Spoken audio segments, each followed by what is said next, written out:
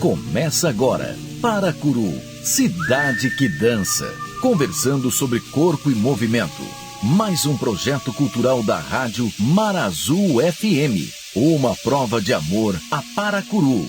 Apresentação, José do Vale Pinheiro Feitosa e Flávio Sampaio. Direção, Elder Gurgel. Com vocês, Paracuru, cidade que dança.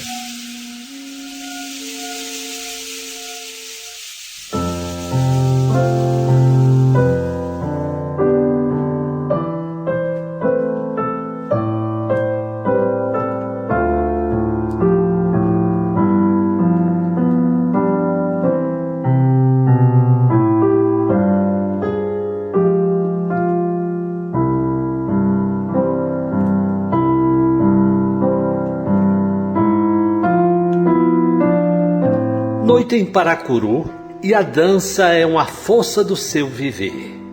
É nosso modo de ser, de pensar sobre nós, a nossa condição de gente, a nossa forma de nos movermos na matéria do mundo.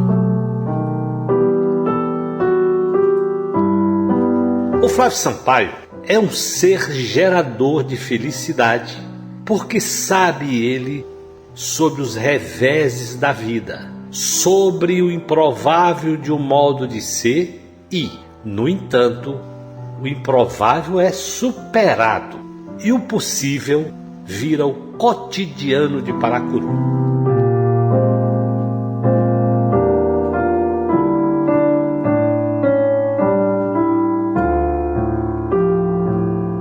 Nas ruas da cidade, com a juventude dançante indo e vindo da escola de dança de Paracuru, entrando em erupção no palco do Teatro Davi Linhares, filhos e pais, parentes, amigos, se encantando com a expressão da dignidade de um povo que dança, porque Paracuru é uma cidade que dança. E estamos começando mais um programa na Rádio Marazul.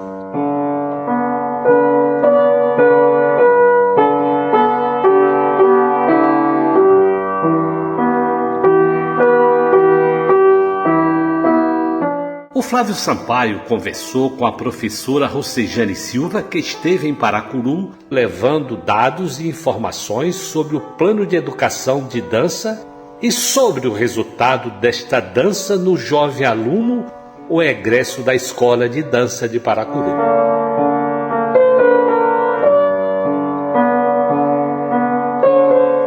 A professora Rocejane realiza uma tese de doutorado cujo conteúdo é exatamente o possível. O que anda acontecendo como resultado real da dança em Paracuru. Que dança é essa?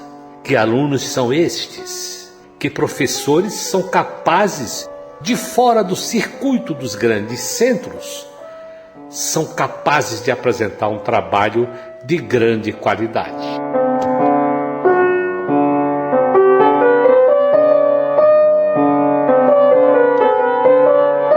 Quando começarmos a ouvir esta troca de informações entre o Flávio Sampaio e Rocejane Silva, estaremos sendo donos de uma série de questões que os dois desvendam ou provocam, nos dando a oportunidade de até querermos saber mais a respeito.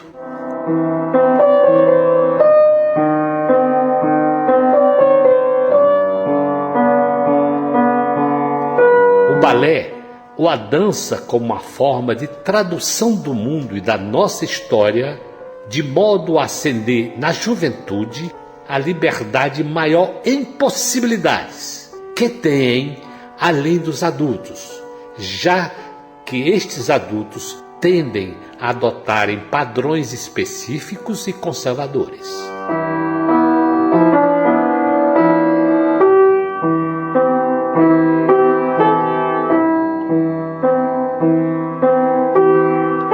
Nesta troca de ideias entre Rocejane e Flávio, eles traduzem a educação do jovem na dança como conteúdo didático, aquilo mesmo que eles vivem no seu dia a dia, suas tensões sociais, sexuais, as questões familiares, as questões de gênero, a sua realidade social e cultural e econômica, a questão de acesso e da carreira profissional.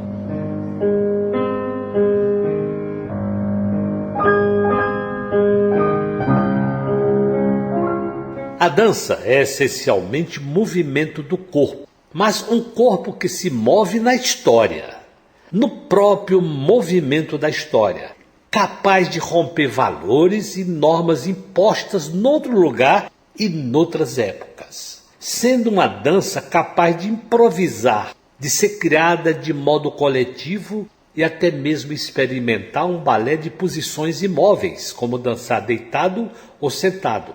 Ou seja, uma dança capaz de criar e experimentar outras formas.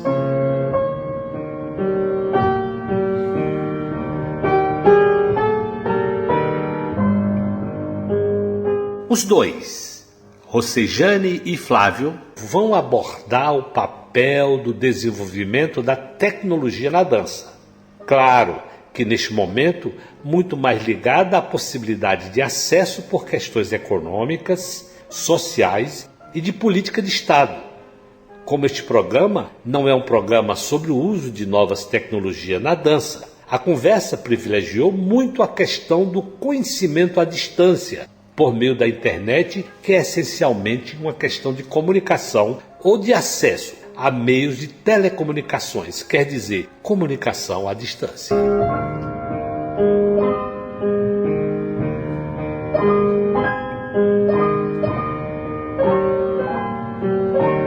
Muitas possibilidades de inovação tecnológica existem no campo prático do ensino, da elaboração de coreografias e da cena enriquecida por tecnologias de iluminação, cenário e conteúdo diversos, de modo até a influenciar na estética da dança.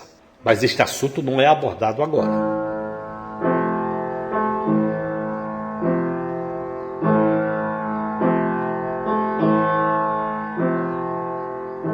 Enquanto este programa Paracuru, Cidade que Dança, é transmitido, o noticiário fala de uma guerra que acontece na Europa e que teria grandes repercussões no mundo todo.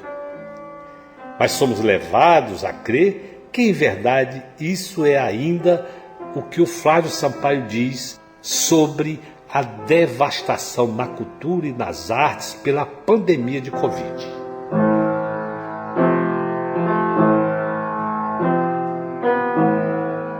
Essa devastação aconteceu em todas as cadeias produtivas no mundo.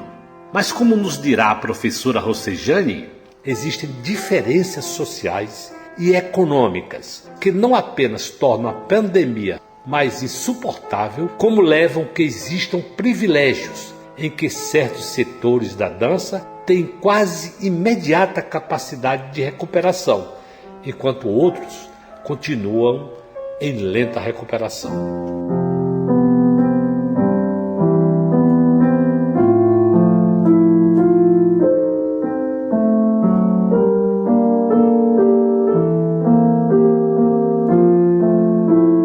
Vamos então ouvir esta interessante conversa sobre a pesquisa da professora Rocejane, incluindo um pouco da própria história artística e acadêmica dela.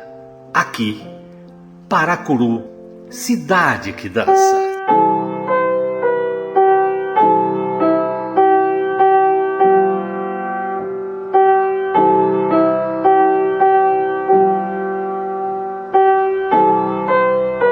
Eu estou na escola de dança com a professora Rocejane Silva. Ela é ligada ao Instituto Federal de Goiás. Ela está aqui em Paracuru fazendo um trabalho de doutorado dela na escola de dança. E a gente aproveitou para ter essa conversa, porque ela faz dança na universidade. Então, assim, isso é um assunto que a gente ainda não tocou nesse programa.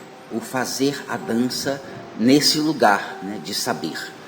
Professora Rocejane, boa tarde. Posso chamar você de Rose? Claro, com certeza. Boa tarde. Seja bem-vinda a Paracuru. Seja bem-vinda à Escola de Dança. A gente queria saber de você, do começo, assim, o que foi que te levou para a dança?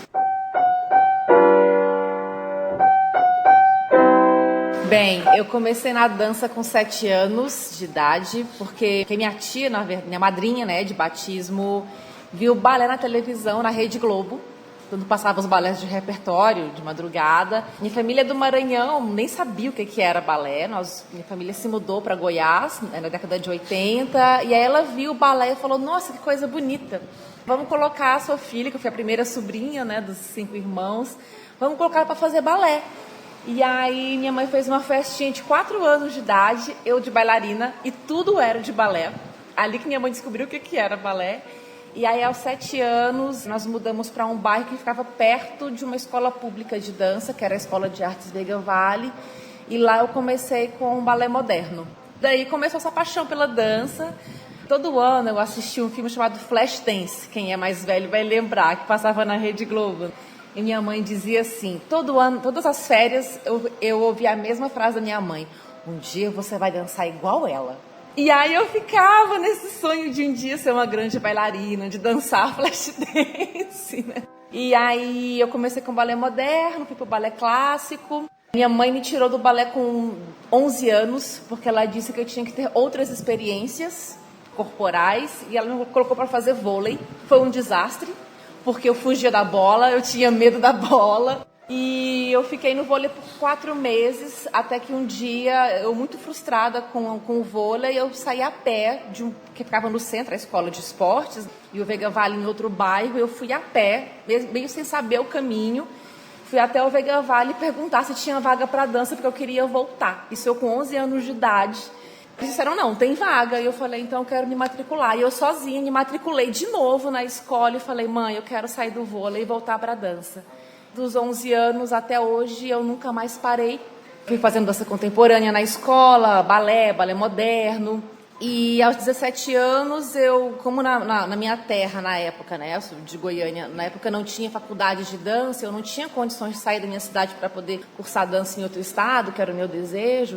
Eu fui fazer educação física, por influência da minha professora de balé que fazia educação física. E aí fui fazer educação física, me formei, sempre pensando na dança como um campo de trabalho mesmo, como um campo de pesquisa. Me formei em educação física, falando sobre dança no meu TCC. Logo que eu formei, eu passei num concurso público para dança no estado, né, para educação básica. Fiquei por 5 anos na rede estadual e depois de 5 anos, eu passei num concurso público para ser professora da licenciatura em dança em 2011 e estou até hoje na educação superior.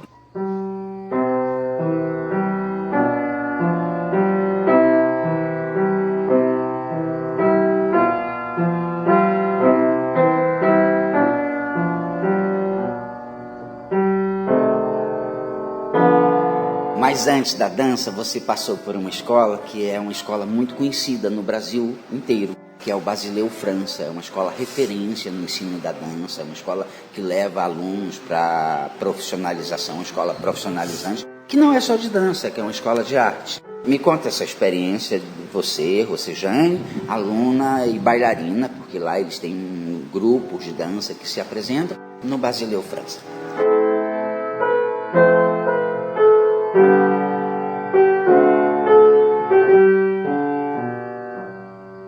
Eu fui aluna da Escola de Artes Veiga Vale e fui professora do Basileu França, né? São 2 nomes diferentes, mas para o mesmo espaço. Para mim, a Escola de Artes Veiga Vale foi fundamental, primeiro por ser um espaço público de formação de arte, eu acho uma situação essencial, porque fazer dança é muito caro, lá também tem aulas de música clássica, fazer música é muito caro, fazer artes visuais são coisas muito caras, né? E foi um espaço que me propiciou uma introdução nesse mundo artístico, para mim foi fundamental. Então, por exemplo, eu fazia aula de balé, mas eu ficava nas janelas vendo aula de piano, vendo aula de violino, vendo o pessoal pintando em tela. Esse contato com as artes foi muito interessante para mim e se não fosse um espaço como esse, eu não teria acesso a esse campo das artes.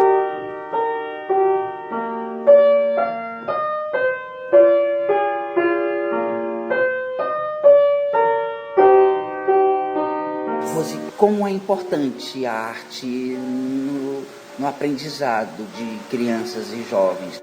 Nós vivemos no Nordeste do Brasil, onde isso não é uma realidade. Só agora começam a aparecer algumas escolas direcionadas à arte. E a gente sabe que nos países de primeiro mundo isso é real. A gente sabe que em alguns estados, como São Paulo, Rio de Janeiro, isso tem alguma realidade. Não vou dizer que é o essencial, que é o... Não, mas tem. Né? Nós temos boas escolas de arte no sul do país. Mas aqui no Nordeste, não. E assim, você hoje é uma professora de dança, você é coordenadora do curso de dança do Instituto Federal de Goiás. O que você pensa na dança nesse lugar da educação? Como é que você pensa isso? Porque quando a gente pensa em dança, geralmente aqui no Nordeste e em outros lugares também, a gente pensa ou como é diversão, eu vou dançar, eu vou para balada para dançar, ou eu vou pensar como algo para divertir o outro. Sim, mas a gente nunca pensa na dança como um lugar de produção de conhecimento. Sim. Daquele corpo produzindo algo que vai servir para a minha vida, que vai servir para outras questões da vida, que não é só para me divertir ou para divertir o outro. Como é que é o curso de dança lá da universidade, do Instituto Federal?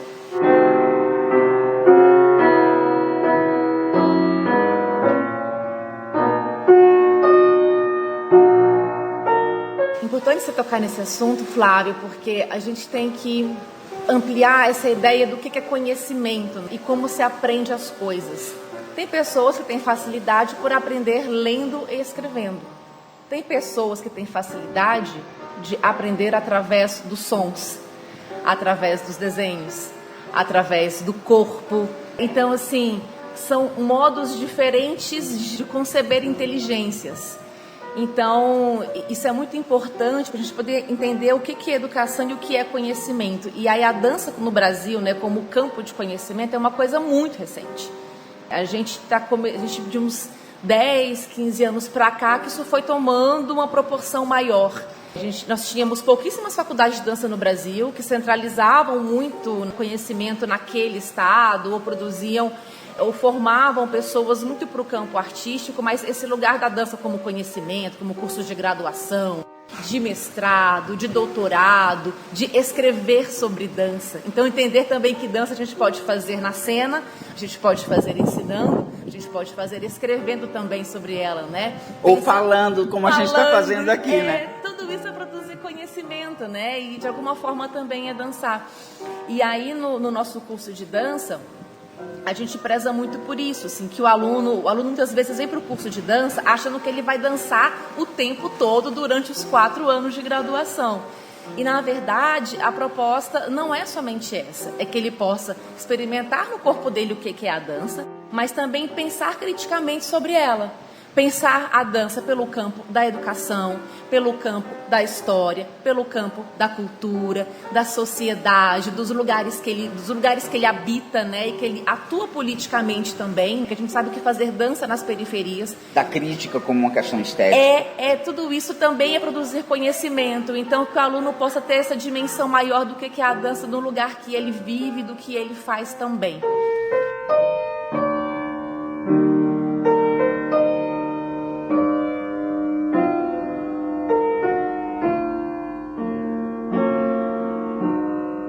Legal, né? E assim, isso é muito importante para nós de Paracuru, porque nós somos habituados a ver a escola de dança, Rose, como um lugar que produz lindos espetáculos, que os espetáculos na praça chamam a atenção da cidade, que leva a cidade, e que a gente é muito feliz de ver isso. Mas geralmente a pessoa que está mais afastada da escola, ela não consegue ver o quanto de conhecimento se produz aqui, o quanto a criança aprende sobre estética, sobre ética, sobre questões mesmo mais palpáveis, como se relacionar com o outro, ou ceder o espaço ao outro no momento certo, ou prestar atenção, como você estava vendo agora na aula, né? Como é legal prestar atenção, e como é legal prestar atenção na rua, como é legal prestar atenção nos outros lugares. Eu trago muitas minhas experiências pessoais, Rose, porque eu não passei pela universidade. Já comentei isso com você, que isso me faz muita falta. Mas eu presto muito atenção. Às vezes eu passo o olho e no meu passar de olho rápido eu prestei atenção. E eu vejo quanto isso é importante na nossa formação. Isso também produz conhecimento. Você olhar o outro é uma produção de conhecimento. Então, assim, me fala uma outra questão. você é uma pessoa que escreve. Você tem livros publicados sobre dança. Me fala um pouquinho sobre eles, me fala um pouquinho sobre por que você os quis escrever e a quem eles são direcionados.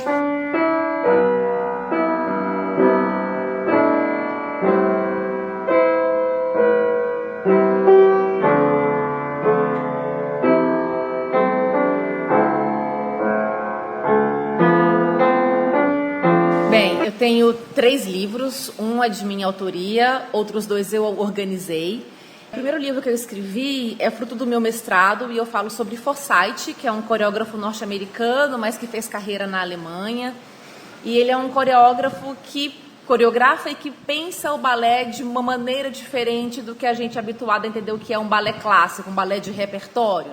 E aí, para mim, o Forsythe é um filósofo do campo do balé, assim, porque ele traz muito a ideia de filosofia, e a ideia de linhas, a ideia de matemática, a ideia da dança como um campo empírico que a gente precisa repensar de um modo contemporâneo. Então, assim, como seria pensar e fazer um balé na contemporaneidade, a partir de outras ideias que não ideias do século XIX? Então, como poderíamos atualizar a forma de coreografar balé? Então, pensar um balé a partir da improvisação, a partir da criação coletiva.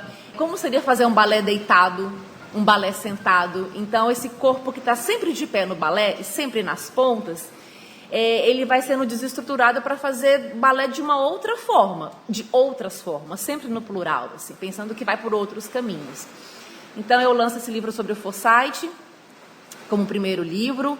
Depois eu lanço um livro, eu tenho um grupo de dança lá na minha cidade, Aparecida de Goiânia, que é um grupo de dança contemporânea com jovens do ensino médio do IFG. E é um grupo que chama Corpo Composto.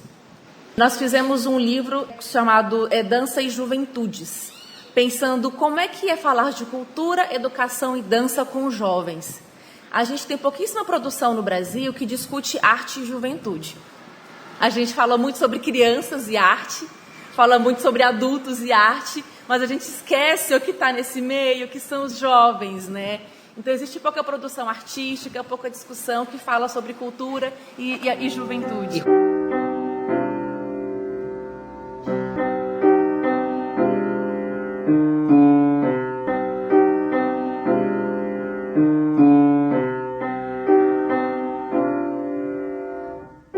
Rose, isso é tão importante que você está falando, que está me trazendo agora na cabeça um turbilhão de pensamentos.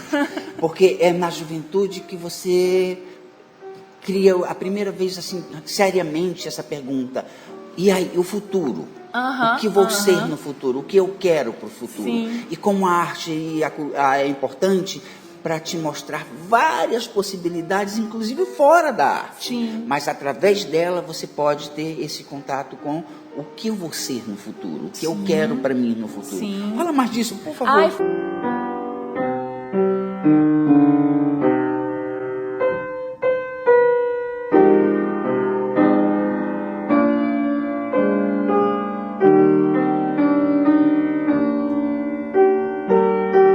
Falo sim, porque essa experiência com adolescentes que a gente tem lá no IFG, né, de trabalhar dança com adolescentes, ela é tão potente. É uma fase da vida que ela é muito crítica, de uma série de questões do corpo, questões sobre o futuro, sobre o que eles querem ser, sobre essa tensão de gênero, de família, de carreira profissional, de conciliar estudos. Então, de alguma forma, a gente constrói isso em forma de dança.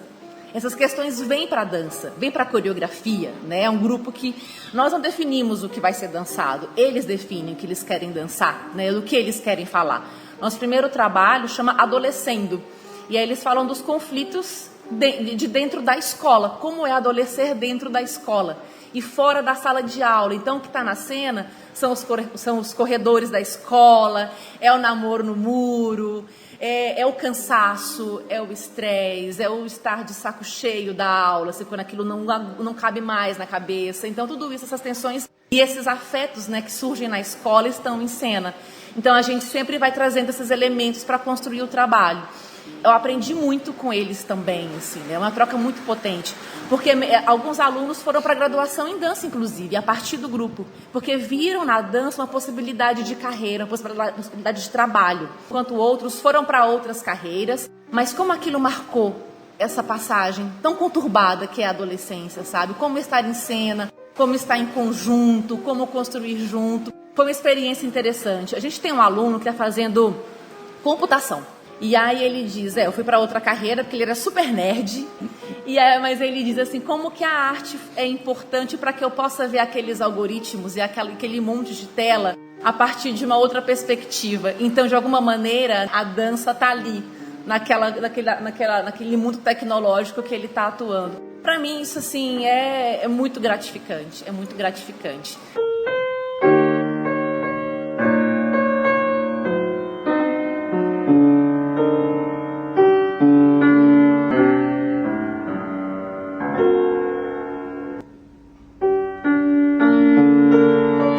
Pessoalmente, assim, eu sou, acho que um produto disso. Eu acho que é a melhor carreira ou o melhor trabalho que a gente possa pensar em ter quando adolescente é aquele que te deixa feliz, não é aquele que te gratifica mais, não é aquele que te dá mais dinheiro, certo? Eu tenho esse pensamento e eu continuo com esse meu pensamento, mesmo sabendo que a dança não me dá dinheiro, a dança nunca me deu isso. Mas eu não trocaria a dança por nenhum outro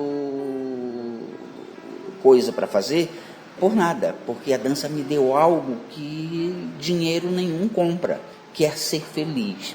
Você acha que a dança faz as pessoas felizes?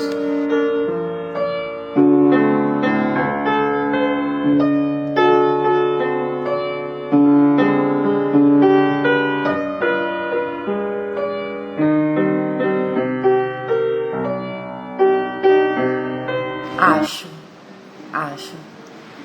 Eu acho que o dia que a dança parar de me fazer feliz, eu tenho que procurar outro emprego, assim, porque é incrível. Por exemplo, tem coreografias de dança que eu já vejo há 20 anos, e eu vejo muita dança, porque para escrever sobre dança eu preciso ver muita dança, para entender do que eu estou falando. E é incrível como mesmo vendo uma mesma coreografia 10, 15, 20 vezes, aquilo me toca. Me toca por lugares diferentes. Então, essa felicidade, essa vontade de entender o que a gente está fazendo e de dar sentido para isso, e diferentes sentidos, né? Porque é isso, eu sou uma mulher de 37 anos, não danço mais como nos meus 20 anos, mas a cada ano que passa eu vou buscando, eu vou tentando descobrir outras formas de permanecer ali. E isso para mim é muito importante, assim, é muito bonito ver como é que a gente vai desabrochando e vai amadurecendo nesse lugar de dança, vendo coisas diferentes.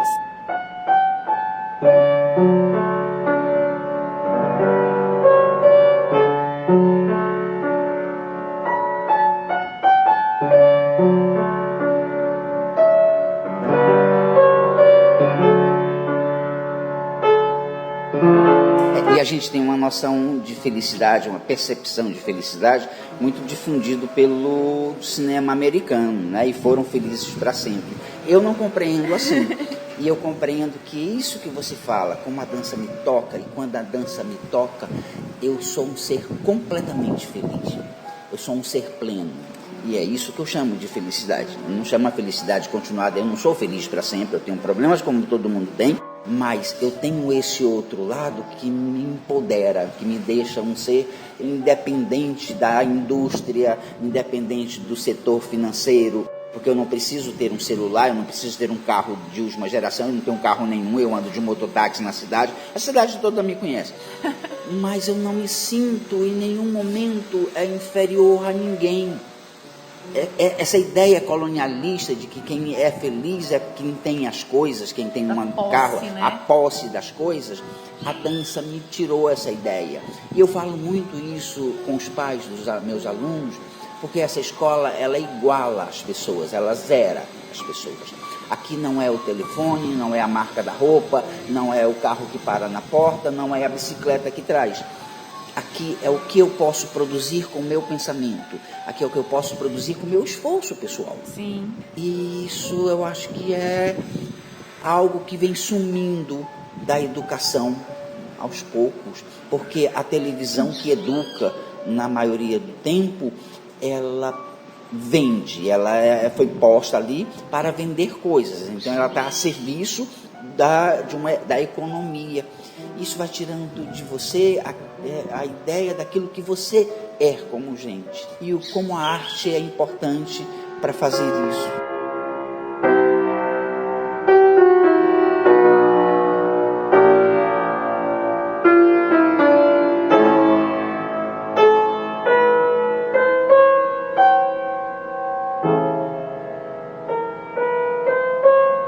E aí, nesse ponto, Flávia, eu acho que a gente tem que, assim, a maneira como eu vejo é a dimensão de uma felicidade que não é egocêntrica, não é o fato, não é o lugar que eu esteja feliz, mas eu me sentir feliz vendo o outro feliz, ver a felicidade no outro, sabe? Acho que nós, como professores, a gente se realiza muito vendo um aluno feliz, vendo a pessoa feliz fazendo a coisa que ela acredita, que ela gosta, que ela batalhou muito para estar ali.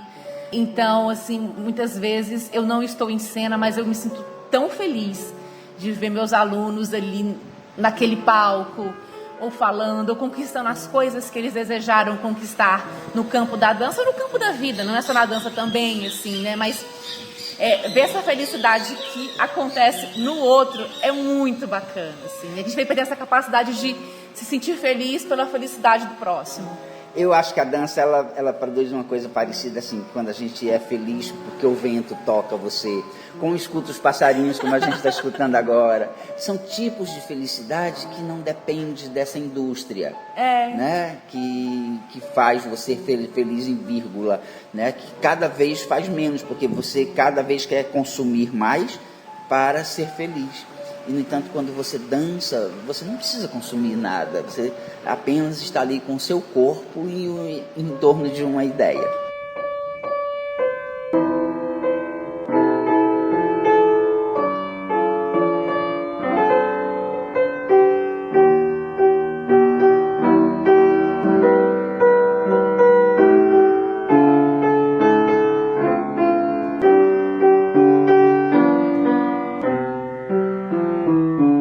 Mas, Rose, você é uma pessoa do mundo, você é uma pessoa que frequenta vários espaços de dança no Brasil, então você tem o domínio do conhecimento em vários locais, né? Em várias instâncias, que às vezes, assim, isso eu já falei aqui para o público, que existe a dança na escola, existe a dança num grupo de dança, existe a dança numa companhia de dança, existe a dança na universidade, existe a dança num lugar social, num lugar que é de assistência social. Então a dança ela está em diversas instâncias e você frequenta alguns deles ou quase todos deles. Além do que você também frequenta a dança em universidades fora do Brasil. Como é que você vê hoje, após essa pandemia, ou até mesmo um pouco antes e atravessando essa pandemia, como é que está tudo isso? Assim? Como é que você pensa que a gente vai se reorganizar? Né? Porque eu acho que a gente ainda não tem a verdadeira dimensão do que foi essa devastação na vida da gente. A gente só vai pensar nisso um pouco lá na frente, quando a gente fizer uma avaliação do que isso impactou. Então, assim, como é que tu pensa em se reerguer? Porque aqui em Paracuru a palavra é essa, a gente está se reerguendo.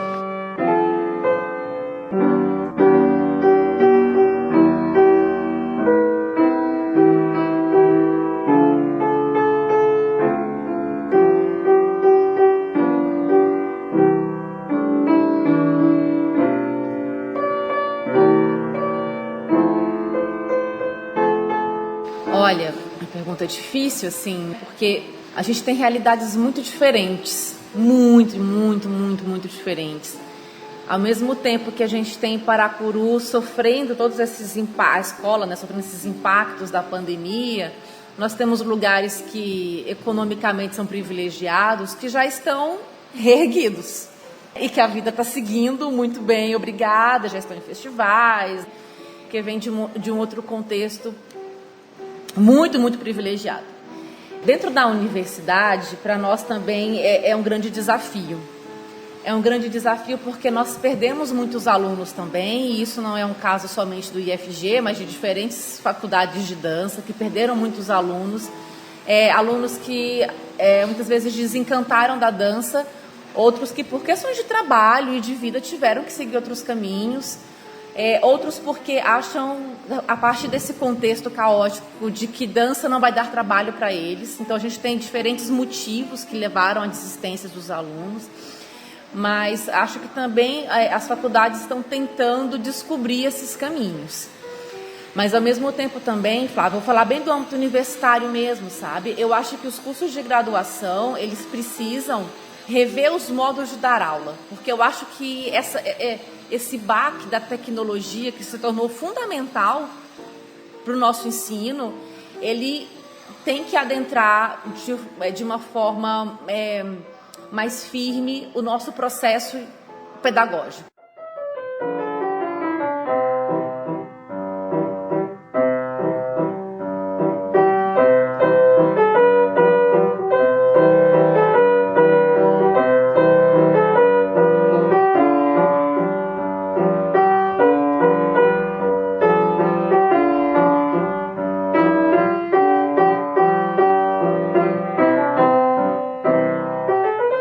Ou seja, ele veio como uma salvação de um tempo, mas assim, eu acho que a educação, é uma visão minha, não sei se eu estou errado, a educação, ela se esquivava um pouco de usar essa tecnologia e a gente foi obrigado a fazer e a gente viu que tem uma parte dela que é boa, Sim. Tem uma parte que é viável e tem uma parte que eu acho que não vai mais fugir da educação. É isso mesmo? Isso mesmo, Flávio. Assim, eu vejo que não dá para escapar mais, porque a gente se esquivar disso é também fazer com que os nossos alunos se esquivem de alguma forma, porque eles não conseguem ver isso como uma possibilidade de ensino, uma possibilidade de estar no mundo da dança, seja como artista, como produtor, como professor. Então, esse contato com a tecnologia, por diversas formas, eu acho que ele é fundamental como mediador também do processo de aprendizagem dentro das universidades.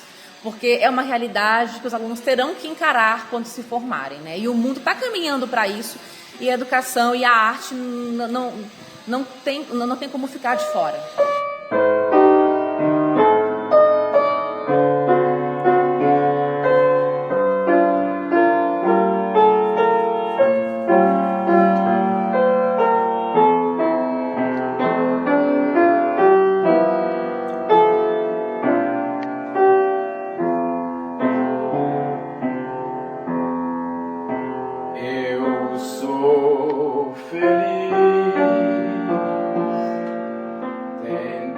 Eu tenho a impressão, Rose, que nessa questão, eu já tive uma discussão uma vez com isso, assim, a internet e a tecnologia, ela nos abre o conhecimento de uma forma tão ampla, que eu acho que deveria haver uma mudança essencial na educação, porque hoje eu não preciso mais ensinar determinados conceitos, determinadas coisas no ensino, que o aluno está lá, ele está lá no celular, não adianta, ele vai estar lá, ele vai buscar lá, ele não precisa decorar, ele não precisa ter aquilo na cabeça, aquilo está no seu lado, o celular é quase uma parte do corpo dele. Então a gente tem que pensar essa educação, talvez de uma outra maneira, de que agregue esse saber como um saber dele, e que num país pobre como o nosso, o que deveria acontecer era dar mais estímulo ou possibilitar que todos os alunos possam ter essa posse, entendeu? Então, assim, eu já pensei muito aqui na escola de como fazer isso, assim. Às vezes me impede, por exemplo, você estava me dizendo assim, Flávio, passa um filme para eles e faz um trabalho. Tá, eu posso fazer isso aqui, mas eu não posso fazer isso como uma coisa, uma extensão da escola, não posso fazer isso na casa deles, porque nem todos vão ter esse equipamento. Então, se eu fizer isso, eu vou excluir. Então, isso me impossibilita, porque se um não tiver, eu não faço. Eu não vou fazer porque eu vou respeitar aquilo, né? Então, eu acho que assim, nosso país, eu acho que ele precisa caminhar para isso. Ele precisa caminhar para esse, dar possibilidade na educação ao acesso às novas tecnologias, porque não tem retorno, né? E como é que a dança pode, no teu ver, se apropriar dessas novas tecnologias? Dança, na nossa primeira memória, assim, é no meu corpo. É eu produzindo no meu corpo. E eu produzindo dança através de uma tela. Como é que é isso?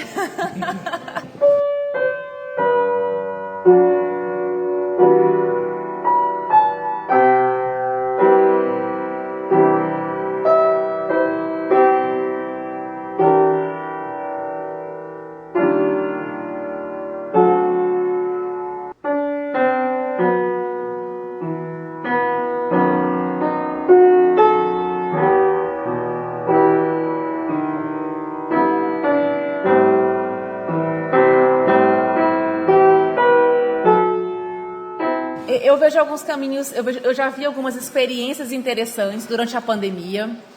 Experiências de podcast, por exemplo, que eu acho que, por exemplo, trabalhos sensoriais.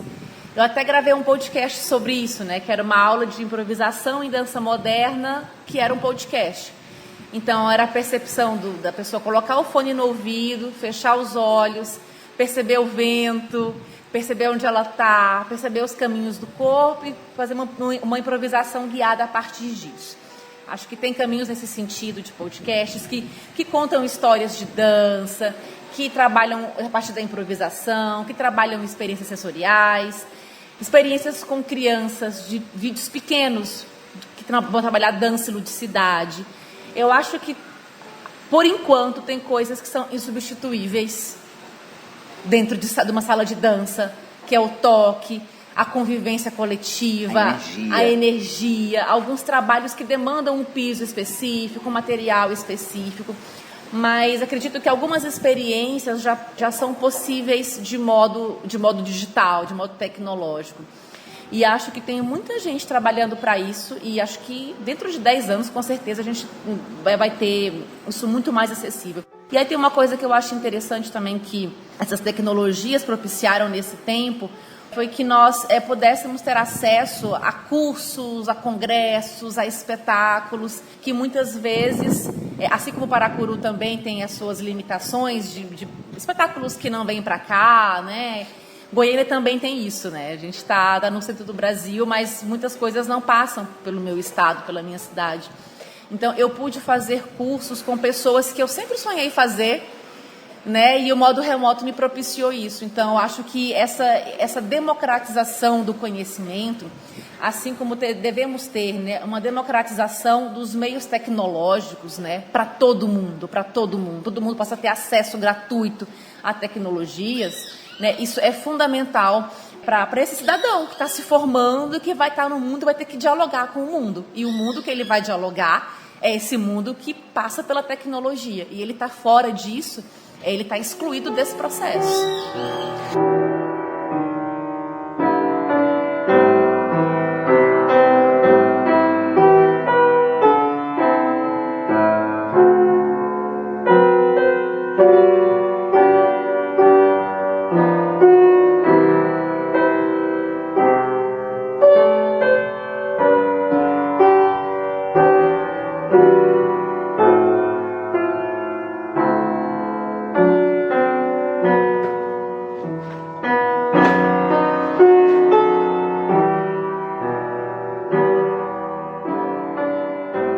Você está aqui em Paracuru fazendo uma pesquisa como parte do teu trabalho de doutorado.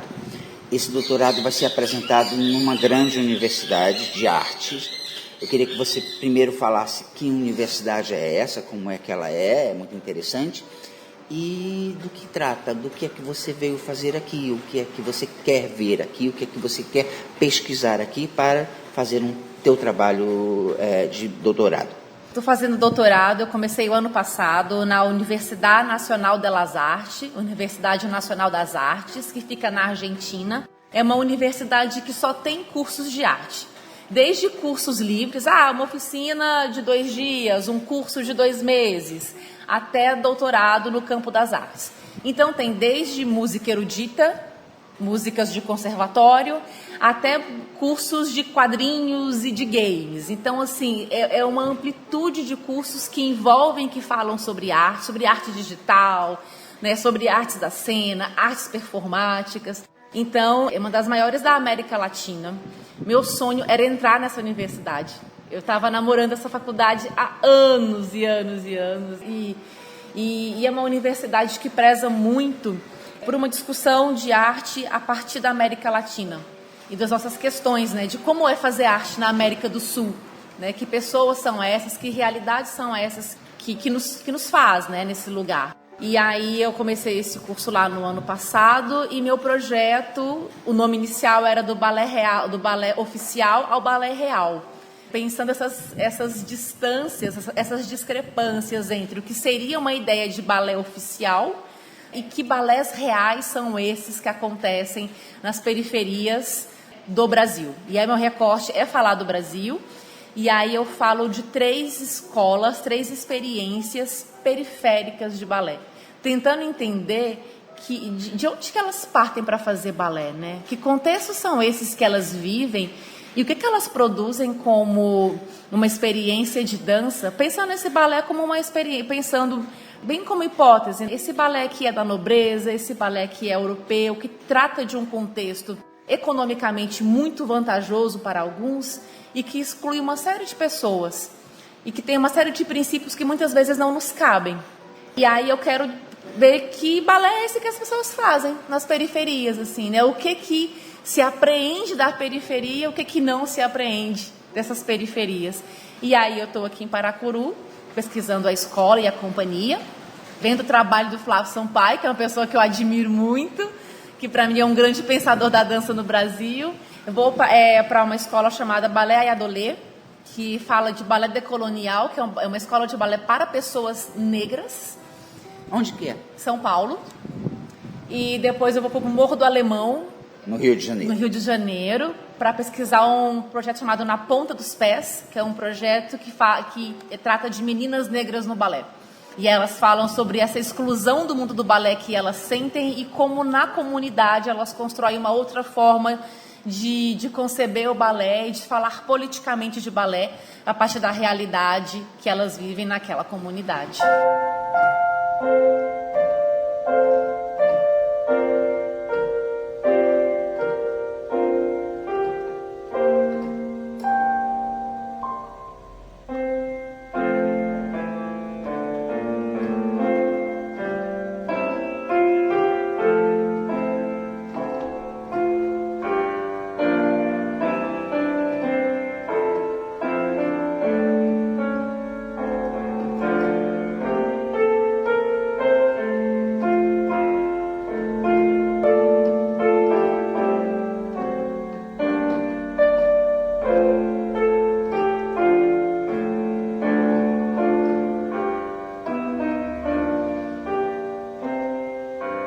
Então, pelo que eu entendi, você vai em 3 espaços, 2 deles direcionados a um tipo de pessoas específicas, que são pessoas negras, é assim? Isso. E aqui você não vai encontrar esse recorte, né? Porque aqui nós temos pessoas de qualquer cor, azul, branca, amarela, né? Não existe essa.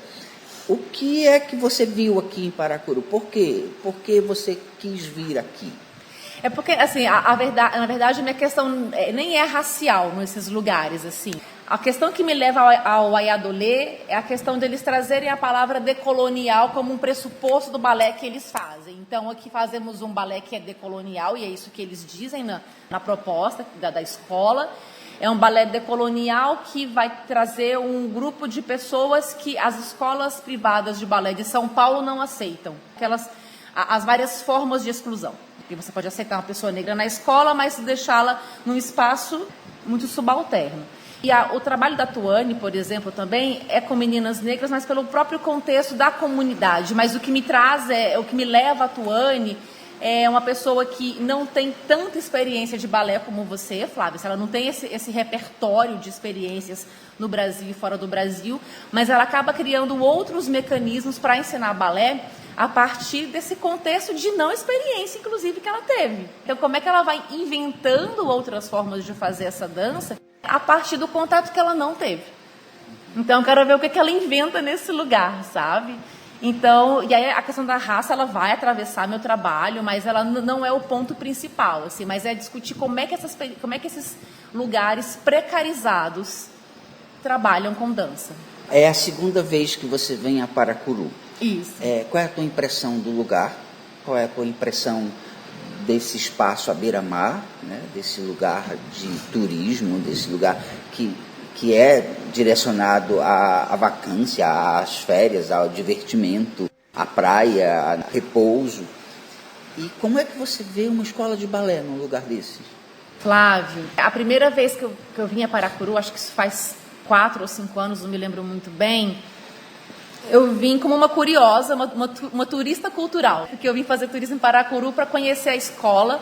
E justamente o que me trouxe a Paracuru da primeira vez foi esse estranhamento de saber como é que isso acontecia num lugar como Paracuru. Esse estereótipo de que as pessoas do interior ou as pessoas do Nordeste não teriam acesso a esse tipo de conhecimento ou o impacto de uma dança como essa num lugar como Paracuru, né? Como o Nordeste do Brasil, como o interior do Brasil. Então eu vim para entender o que acontecia aqui, mas bem como curiosa mesmo. E quando eu pensei no meu tema de doutorado, Paracuru foi a primeira lembrança que eu tive para compreender, para ver a potência que nós brasileiros temos de recriar as coisas do nosso modo. E aí eu acredito que Paracuru faz isso muito bem, faz isso com muita qualidade. Então, eu estou aqui há uma semana já, conversei com professores, conversei com alunos, conversei com mães de alunos, conversei com pais de alunos. E é incrível o respeito que a escola e que a dança foi conquistando ao longo dos anos aqui. Acho isso muito importante. Eu acho que a arte, de uma certa maneira, ela perdeu essa capacidade de conquistar. Falo das grandes cidades de onde que eu venho. Assim. Goiânia não é uma grande cidade, mas é uma capital que atravessa uma série de coisas, né? E eu acho que a gente perdeu a capacidade de encantamento das pessoas. E eu vejo que a dança que se faz em Paracuru, ela conquistou um encantamento e ela permanece nesse encantamento. E esse respeito e esse acesso que a escola tem aqui é fundamental. Vocês daqui em Paracuru têm um trabalho invejável e é encantador.